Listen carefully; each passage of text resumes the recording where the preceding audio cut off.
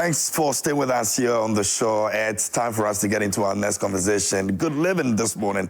We're still celebrating the Ghana month, and the past 2 weeks we've had conversations on plant medicine, and I'm sure you did enjoy the various conversations we've brought you so far. We're getting into our plants, so we're looking at how we can use them to heal ourselves as people. And if you followed, you'd understand that indeed there's a lot that we can get from plants, and if we're using it and using it well, we're definitely going to get the very best of benefit when it comes to the plants that we find around us. Now, this morning, we've got a very big conversation coming up, and we're looking at 50 years of plant medicine. We'll be talking to two of our doctors who are going to be helping us understand what it is like to actually get into plant medicine, and also speak about the 50th anniversary that is upcoming. We'll look at that also. But we've got a documentary put together, and we want you to take a look at it so you can understand where we're headed with this conversation. When we come back, I'll introduce my doctors in the studio with me here on the show, and then we can get into that conversation. But you can send your messages to us. Let us know what you think about plant medicine, and if you've got any questions you want to be asking the doctors, you can also do so here on the show. In the meantime, take a look at this.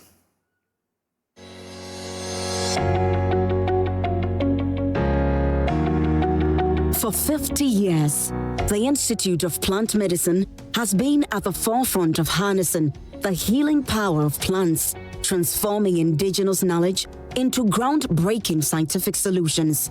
Today, we explore the journey, achievements, and impact of this remarkable institution. In a world where traditional medicine meets science, this institution has played a vital role in developing plant-based treatments for various ailments. But how did it all begin? Let's take a look.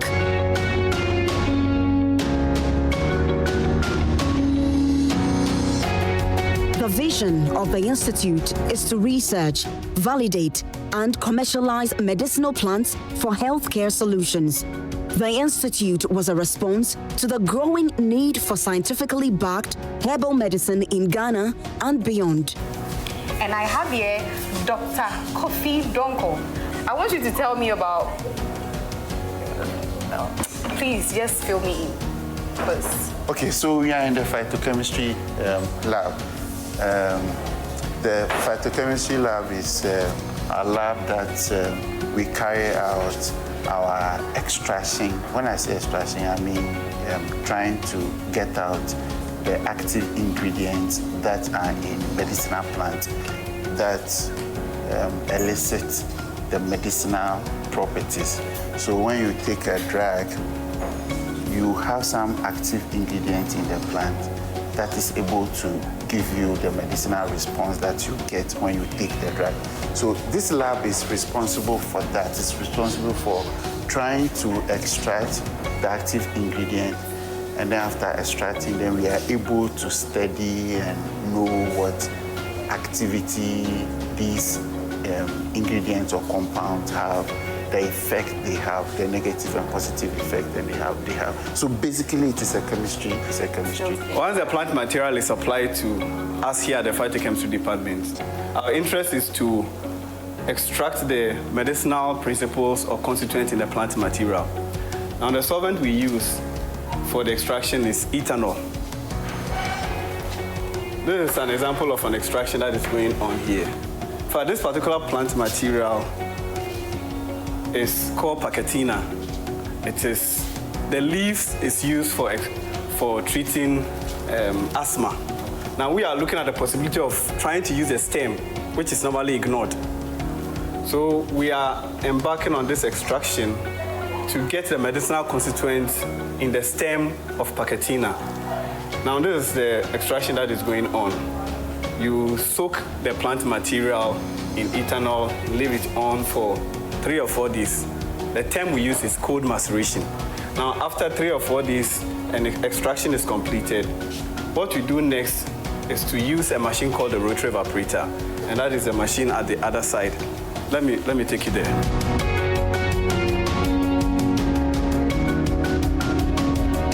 The purpose of the rotary evaporator is to remove all the ethanol that we use for the extraction. In fact, we are not interested in the ethanol. We are interested in the medicine that is left behind, or that's the ethanol extracted. So this machine will extract all the ethanol from the extract. The ethanol will be gathered here, and the extract will be concentrated here. And this is how it will look like. Now, when we get a concentrated extract like this, the chemist wants to know the chemical composition of this. And so there are a number of tests that we do to ensure the chemical composition of this particular extract. Now, having done so, another work we do is we want to find out how effective is this extract. So if assuming the work we want to do is for diabetes, our extract is now given to a different department. Okay, in that department they have an animal experimentation unit, and they induce diabetes in the animal, and then later give our extract to the animals to see if the blood sugar level will come down. Most of the time, and you hear a lot of people say, especially scientists, we keep on saying science is expensive. Yes. Science is expensive. And it's expensive because the equipment that you use are expensive, the reagents and the chemicals that you use are very expensive. So most of the time, these equipment and reagents come from funding agencies, donor agencies. So what scientists will do most of the time, spend sleepless nights writing proposals to funding agencies to be able to give you some money to purchase equipment and reagents to be able to do your work. So this is our pharmaceutics department, and this is the pharmaceutics lab. But this place also doubles as the unit where we do our capsules and our tablets. So as you see presently, we have staff who are working on some granules. These granules basically, I believe, are capsules, the granules that we use for capsules. And it's one of our products, Euro 500. Euro 500 is a product that is used for treating or managing prostate enlargement. And this is where we do it. So we do capsules and tablets in here. So this is our research laboratory. So all the plants you have in here are medicinal plants. You don't mean it? Yes, they are all medicinal plants. Every plant you see here has a medicinal property. No, wait. From this place? Yes. Everything? Everything. And we are actually deliberate about it. We are deliberate about putting plants that have medicinal properties in this garden. And actually what we do in this garden is also to study these plants. You study them over time, and what we are doing is to see what soil type support these plants the best, what environmental conditions that these plants grow well under, and all that. So you do all that study here. I'm in charge of the Plant Development Department, that is the PDD, and we do a lot of things here. We have a medicinal farms. It's scattered across some regions in Ghana. We have one at Ayikuma, we have one at Adoso, we have one at Begro, and we have one here. Then aside the medicinal farm that we also have what we call arboretum. So as you can see here, this arboretum, we have medicinal plants growing in the wild. So if you don't go and disturb them, they are growing already in the wild. You sometimes take time for research and other things. So that's the arboretum for you. They also have a farm where we cultivate, harvest, and use. Okay. Now, what you see here is a medicinal plant garden. Now, the idea is that we want to grow as many as possible with different medicinal plants so that people can come around and have a live look of the medicinal plant. So here we have almost 200, even more than 200 medicinal plants that we are growing. Yeah, and this garden is being supported by Barbados. Okay. Export Barbados, they supported the center to do this garden, and with time we'll also be going there to replicate the same thing that we have here. So this side, we have some of the medicinal plants, I would like to introduce you to a few of them. So this particular one, you will see it around. People may not even know the use of this plant. We call it Achatina nigrescens. Achatina nigrescens. But currently it's called Cryptolepis because the name has been changed. This one is very powerful for fighting asthma. So at the center here, we have a product called Tina A. It's a powder. So those who have asthma, when they use it for tea, it helps to reduce the occurrence of asthma. And if you look at this side, there are different medicinal plant species that you can find. Noni is here, plantain, banana, they are all useful. We have papaya, we have guava over there, cashew over there. And if you look at this side, that is our nursery. So inside the nursery, we have some yellow containers that we nurse our seeds in. So currently the plant or the medicinal plant we have there being nursed is what we call Cryptolepis sanguinolenta. So locally it's called Mibima. And that is what we use for malaria medicine here and immune booster. So we have a product called Mibima, it's from this plant. And we also have Ampofort, it's from this plant. Now during the COVID, this is the medicine we use to fight the COVID. So people had COVID, we give it to them after 2 weeks, they are healed. It has antifungal, antiviral, antibacterial property. So if you go into the nursery, there are different medicinal plants there. The real impact of the Institute of Plant Medicine is seen in the lives it has changed. Many who once relied solely on conventional medicine have found relief through herbal treatments developed right here.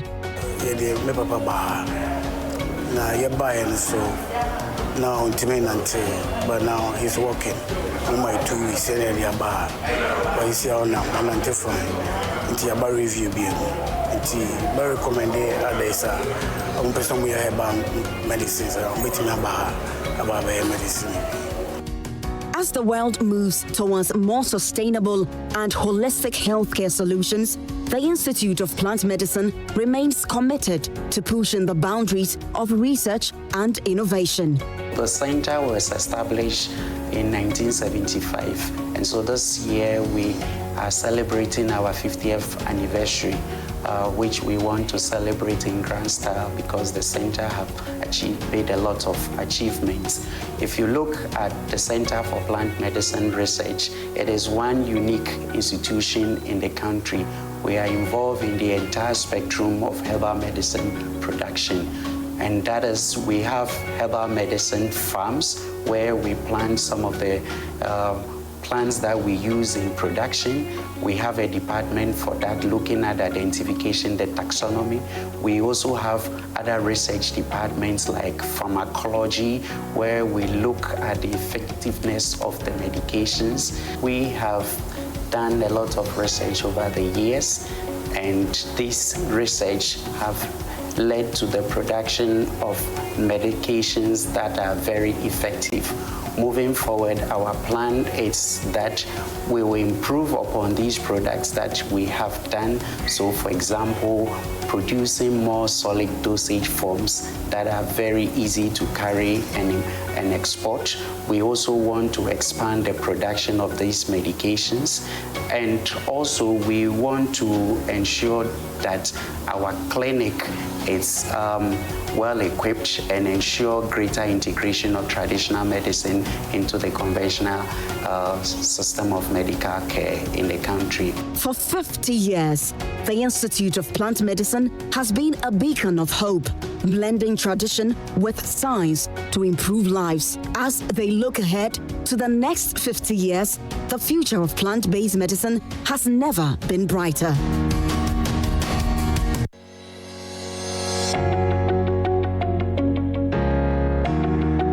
For 50 years, the Institute of Plant Medicine has been at the forefront of harnessing the healing power of plants, transforming indigenous knowledge into groundbreaking scientific solutions. Today, we explore the journey, achievements, and impact of this remarkable institution.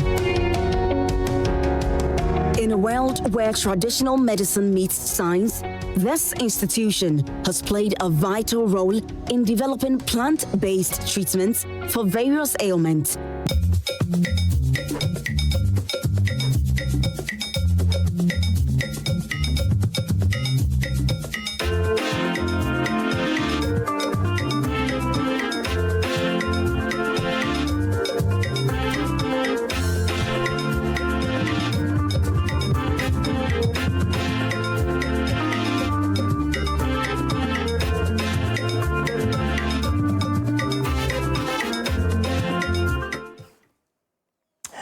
Beautiful things here in GH, and trust me, that's a lot.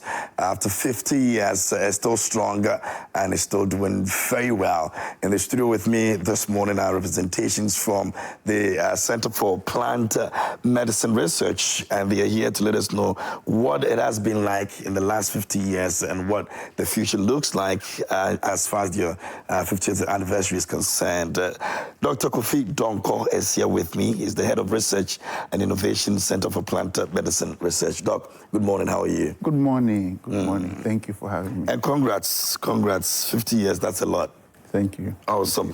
Also with me is Dr. Kingsley Kwesi Etua, is HOD for Clinical Research Department at the Center for Plant Medicine Research. Doc, a very good morning. How are you? Good morning. Thank you. And how are you too? I'm very fine. Trying to nurse my cold and everything. Doc said that if he knew, he would have brought me medication. Unfortunately, he didn't. But I'll come there. I'll come for it. You're welcome. I need it. Anyway, congratulations to you once again. Looking at the documentary, I was surprised because I didn't know there's a hospital or a clinic. I don't know which clinic best qualifies it, but clinic. It's a clinic, right? I didn't know there's a clinic in the center. This is my first time getting to know. I was a bit amused, like, okay, that makes sense. How come we have never been able to really get, to know much about the center, first of all, or we do? We do, and maybe we don't. And we do, and probably we don't because of the nature of the center. Okay. So basically, it's a research institution. Yeah. And so you focus on your research and all that. And research activities are not something that normally you want, it's in the general public and you're talking about and all that. The other thing also is the fact that aside the research is also a clinical service that we provide. And that is the other thing. If you are really doing the right thing, you are not going to be out there shouting about your clinic and all that. So the very nature of the center is our activity are not things that normally you should be in the public. Constantly be put in the public domain. Yeah, so that is the reason why perhaps it's not so well known out there. But for those who have health needs and need solution, for such people, they are very well aware and all that. Yeah. Okay, great stuff. Now, Doc, let's look at the evolution of the place the last 50 years. Yeah. How has things been like?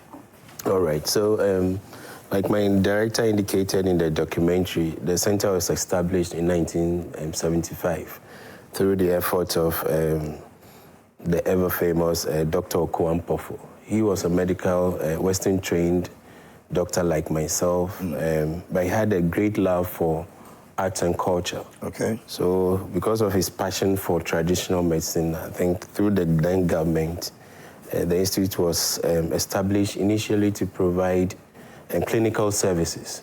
So patients troop in, he sees them like the Western style clacking that we take patients through, but then he will give them medications. Initially, we were producing the medicines in gallons, in large volumes. But over the years, what we've gradually done with science and technology, we're trying to reduce the amount of volume of drugs our patients take. So it's not just the clinical services, but we also research about the plants that we're using, come to the dosage forms we have, and we are trying as much as possible to reduce the amount of water or liquid that we use for them. So in the documentary, you saw them mentioning that we are now going more into solid dosage forms. So it's not you coming in, you're carrying bags of bottles of medications, but now it will be you can have your medications in your pocket and walk out without anybody knowing. We are adding a lot of innovations to our work, where instead of just going out to announce in communities about our work, you can just, from the click of your phone or this new WhatsApp and stuff, you can consult your patients. So we're doing those things. We were doing a lot of paperwork. a lot of paperwork in the clinic, but now we are more or less paperless. All our consultations are done on electronic medical records. So gradually we are getting there. Let's talk about plants. I also realized that you have your own plants, you know, you've grown over there and you're using them and all of that. Have we been able to really understand the kind of significance it comes with what you people will do in terms of the patronage from the other side? Or we're still dwelling on the fact that plants have never really been the solution for us when it comes to medication? No, I think our research has brought a lot of difference in the way people look at plants, the way people look at herbal medicine and all that. And it's because there's a lot of science in there, right from cultivation to extraction, and then after you extract, you want to know what the active ingredients in there are and what these active ingredients do. And once we do this, we've done this over the years and we've put out a lot of publications about these. And now people are very much aware of medicinal plants and really in the world of science, in the lab, what really these plants can do. And for the fact that we can tell people and we can prove to people from research that these plants are useful, a lot more people are accepting its usage and all that. Yeah. Okay, let's talk about we saw some of the labs and what the doctors are saying in terms of what these types of research are actually being able to use in solving situations. Walk us through the lab types that we have. What goes into it? Good. So right from the beginning at the center, our research starts from plant development. Okay. Where we are looking at plants, how to grow them, how to conserve them, and all that. But also more importantly, to be able to identify plants correctly. Okay, because plants can be very similar. And for drug development, being able to identify the exact plant that you want to use is very important. And this department does that for us. So they are very top on our conservation and our study of plants. They know every plant by name? Yeah. Or every plant is indicated just so they don't mess them up? Exactly. Okay. That means you need to be able to put all that in memory. Or are they labeled in a way so maybe an ordinary person walks in and knows that this is the plant, this is that plant? So for ordinary people like you and I, they are labeled. Okay. But for them, these are experts. They know them by yes, these are experts. So they do. So because they know them, they are able to identify the plants correctly. And so for them, this is something just off their head. They don't and it is their study. That is what they study. Okay. So they are fine with it. But from plant development or botany, the next level you move into, and we saw in the video, is getting the active ingredients in these plants into solution that we can study. So we have a phytochemistry department that is into isolation and characterization of active compounds from medicinal plants. Okay. Now, once they are able to isolate and characterize and able to say, this is compound A, compound B, we move to the next set of department, that is pharmacology, toxicology, and microbiology. Now, these two departments for pharmacology, our interest is in finding out the efficacy and safety of these extracts. Okay. So the pharmacology department has the animal experimentation unit where we saw in the video the laboratory animals. So these laboratory animals help us to be able to determine what the efficacy of these extracts are and how safe are they.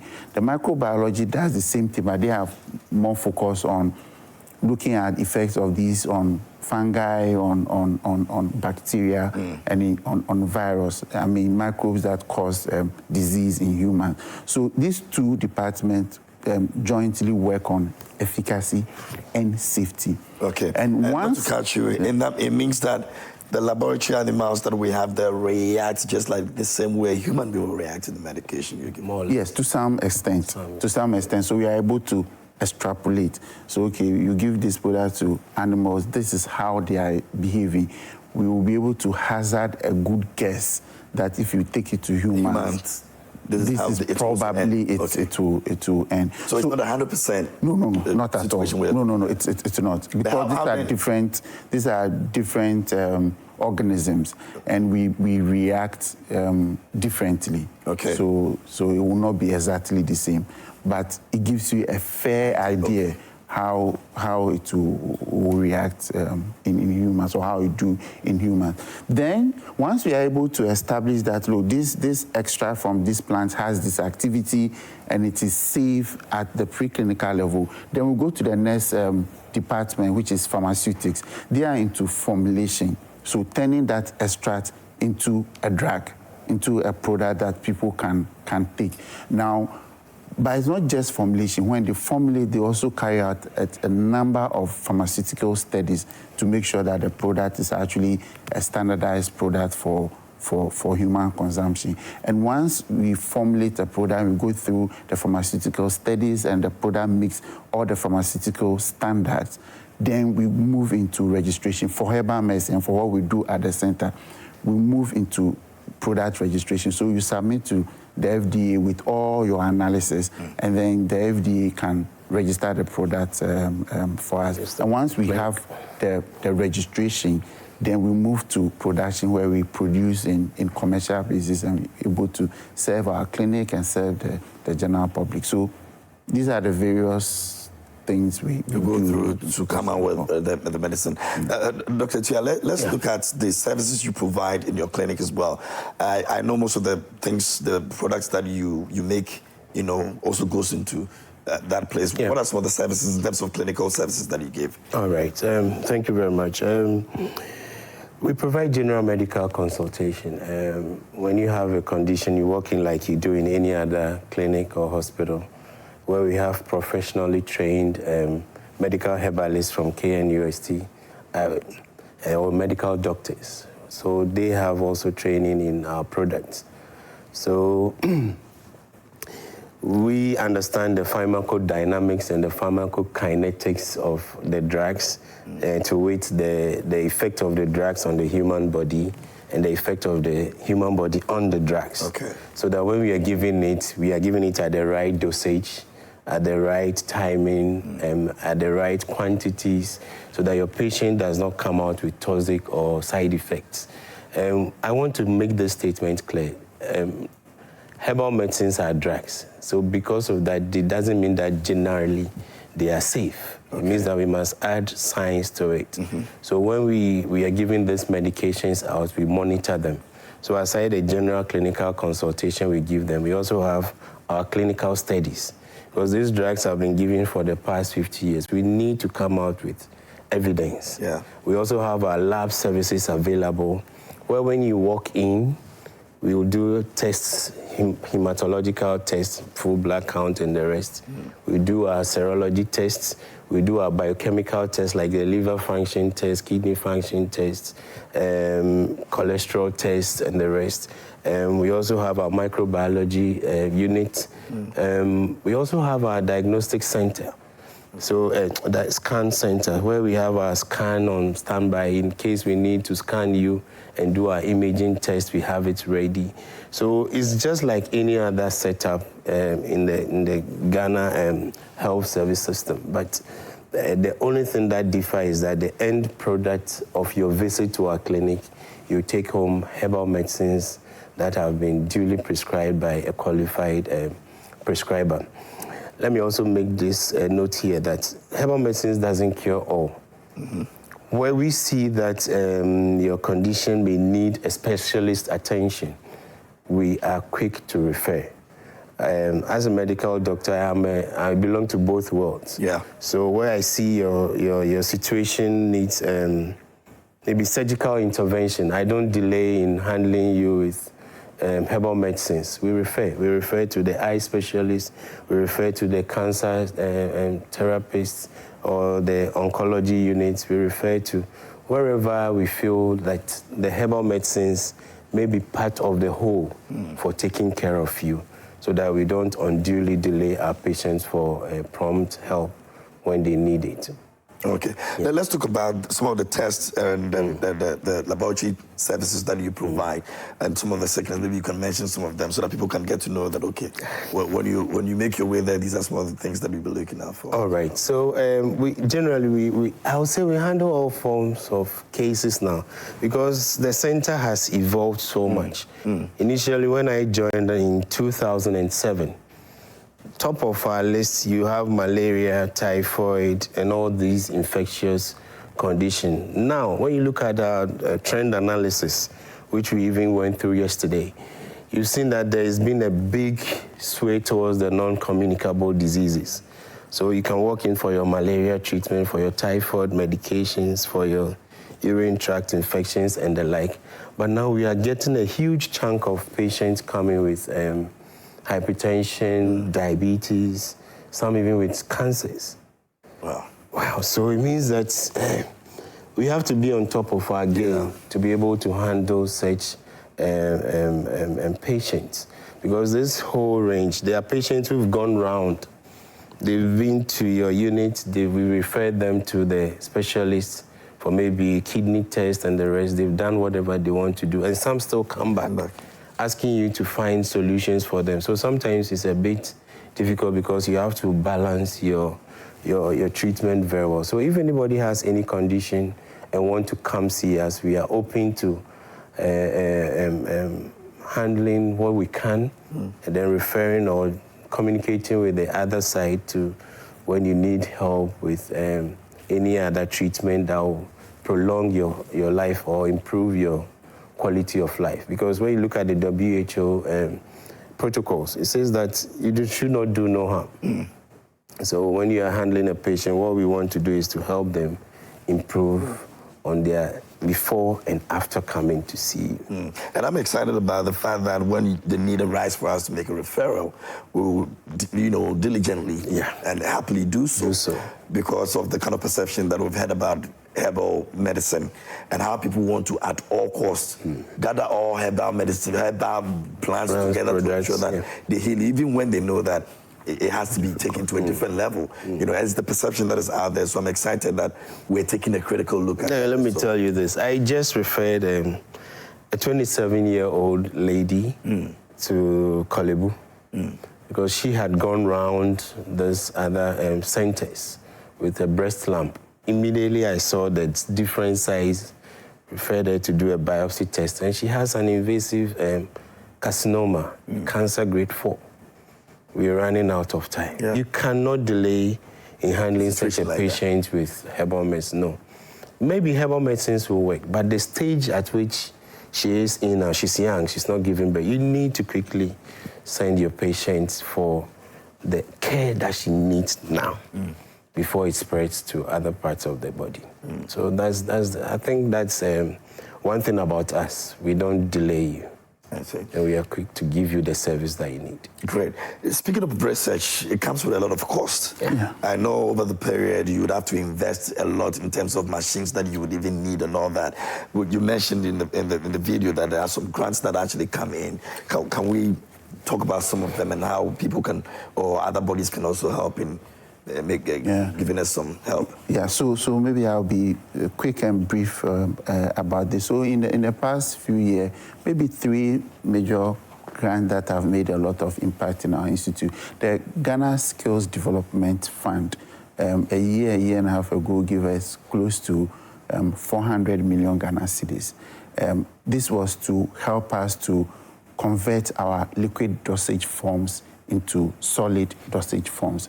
Now, Dr. Atia and his colleagues in the clinic will tell you that the challenge with patient compliance when you are giving them liquid preparations.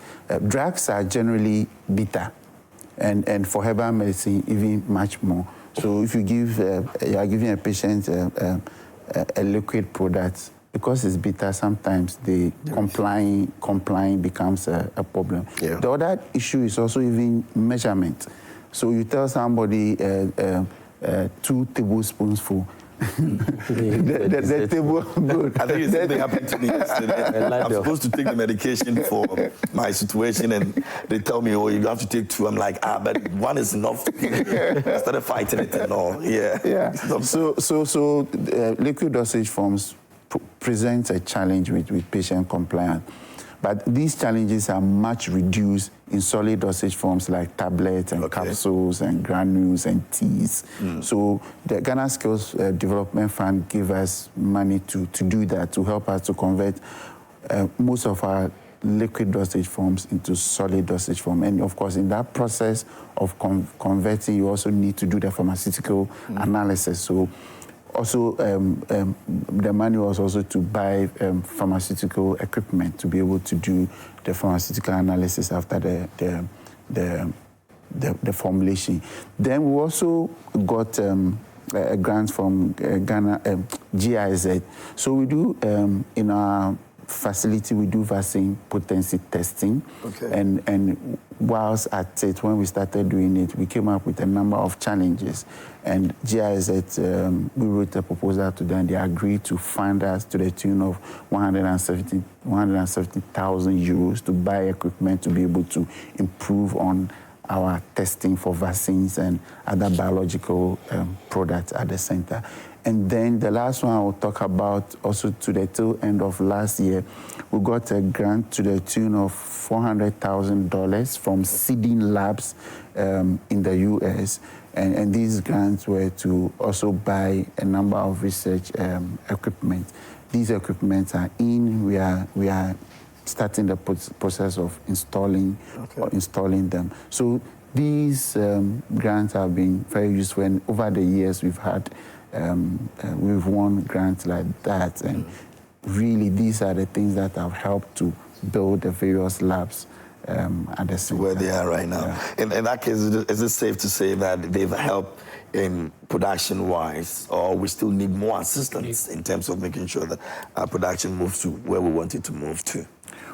It has helped production greatly, especially the GSDF fund. But we need more assistance, and perhaps the assistance we need now is more about expanding the production facility.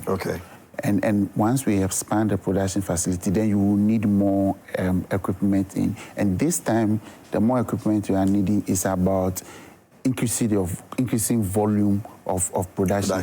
And I think that is something that it's important, and we are focusing and we are working hard to do. If we are able to do that, we will be able to produce a lot more drugs to be able to export. That will bring us some revenue. As we speak now, we export our product to Ivory Coast and the Caribbean. And this is not a few business people just buying something on the quiet and going. These are registered distributors who have come to us. We've had conversation, and they have agreed to register our products in Ivory Coast, register the product in the Caribbean, and they're getting them in large quantities. Yes. So if we expand, then we are able to produce in large quantity, and we are able to even export, and that will help our economy greatly. So in terms of our production facility and assistance, that is the kind of area we are looking at now. Actually expanding the facility and getting in more equipment that can produce in large scale, not only for domestic consumption, but also for export. Okay. Now, let's talk about the 50th anniversary. There's conference that is coming up and all of that, Dr. Tua. You just delve into that swiftly. Yeah. But before you actually get into it, do you think that with all the machines we've bought and everything that we've been able to achieve is giving us the kind of confidence that the people have in us in terms of our services? Well, I would say that yes, and more. We need more, because as of now, the trend of our clientele is changing. Okay. We have a range of about 35 products to 38 we are developing, we are using.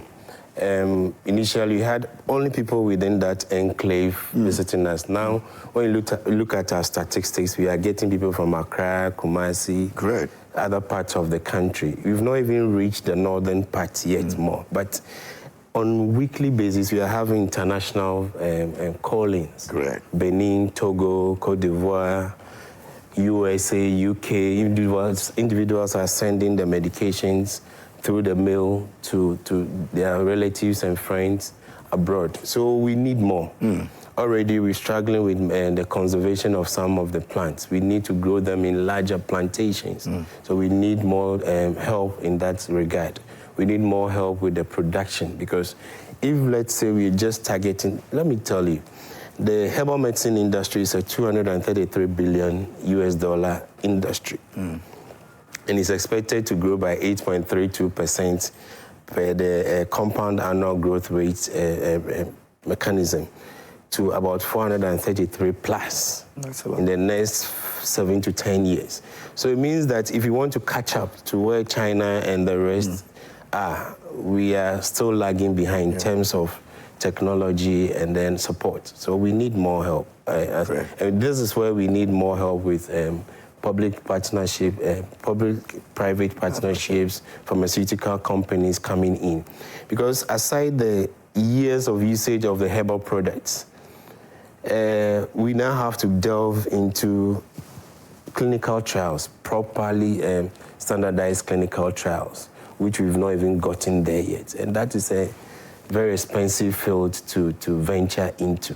And that is where we need pharmaceutical companies with the financial muscle to come and push us in that direction. Great stuff. If you just join us over here, Dr. Donkor and Dr. Tia with me here, and we're talking about plant medicine. It's been 50 years, and they still continue to make some great strides. And they're telling us about, the anniversary itself. Let's get into the conference that we'll be having as part of the anniversary. What are we doing? Yeah, so we at the center, we have an annual conference, actually in honor of the founder, Dr. Oku Ampofo. So we call it Quam Conference, an international conference we've been running over the years.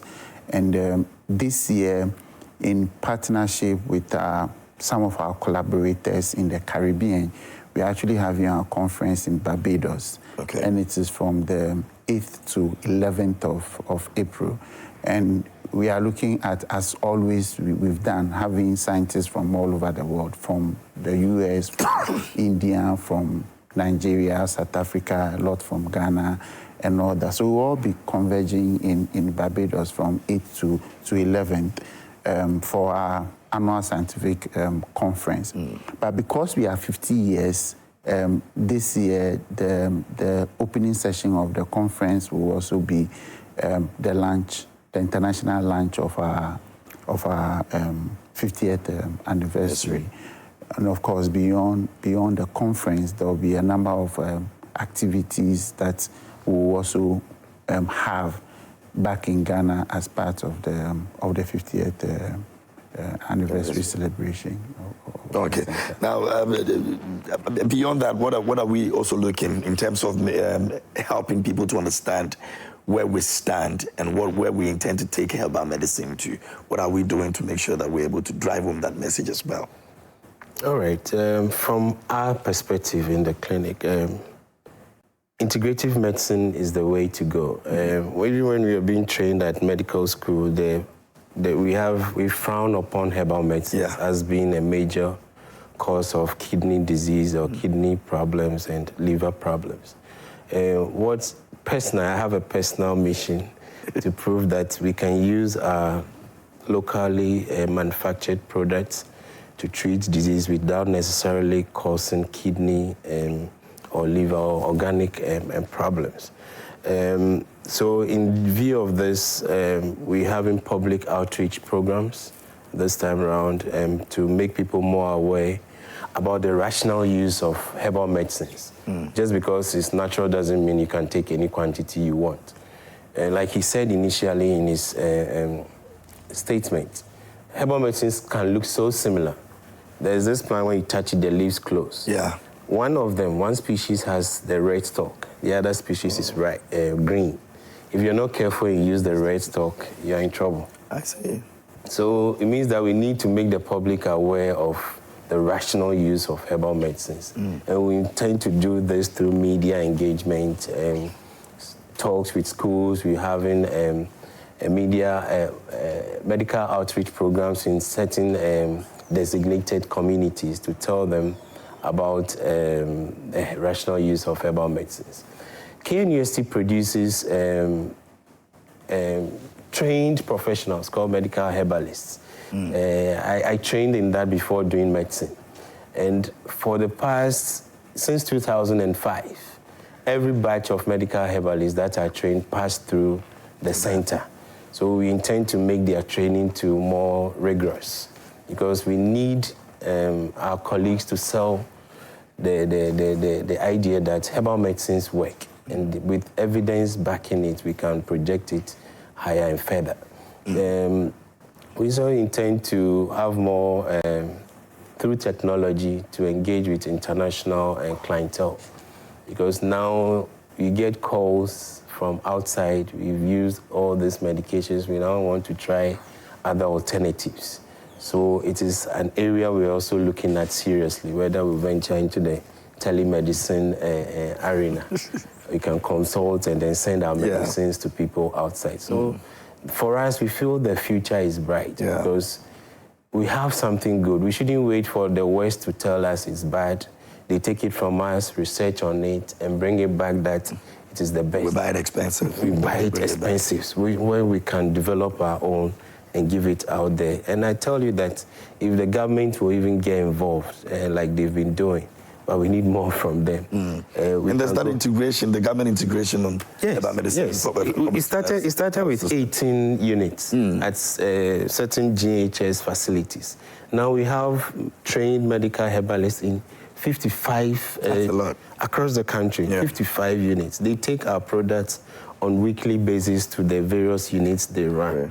So we are getting there gradually where the integration should be. But on the grounds, there's a bit of friction between those of us trained in the Western medicine and then those with the traditional medicine. We need to join and meet at a point and trust that what we are doing at the center and then with traditional medicine can help people. But what makes it difficult, though? Is it the understanding, or it's just the fact that some people still believe that it's not the way to go? There's always the fear of the unknown. There's always the fear of the unknown. People don't know, so they literally shroud herbal medicine in black.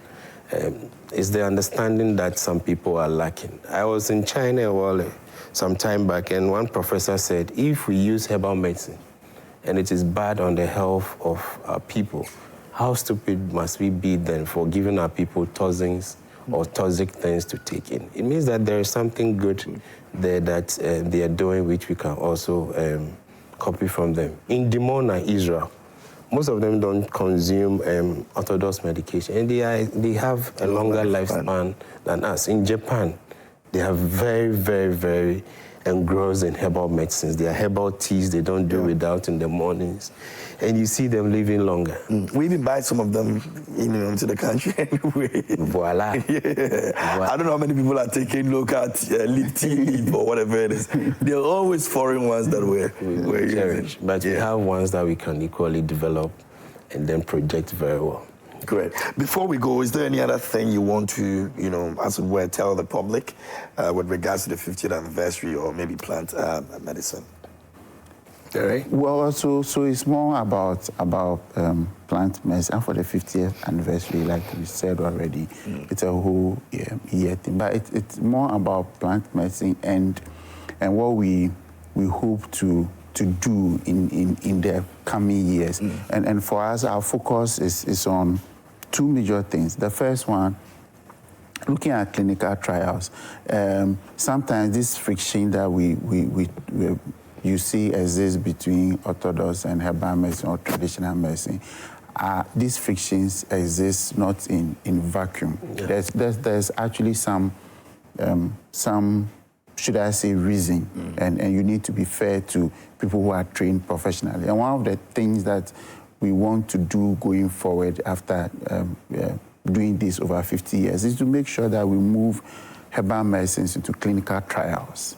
Okay, so we are working hard towards that, and sooner than later, we are going to make sure that most of our products go through clinical trials. Okay. This helps to develop data for the product, and then will make prescribers more confident in prescribing. The other thing that is important, and you have to be brief for the times. It's expanding and making a full use of herbal medicine. And if we are able to start harnessing the full potential of herbal medicine, getting it into the main pharmaceutical production system, it will help us greatly economically.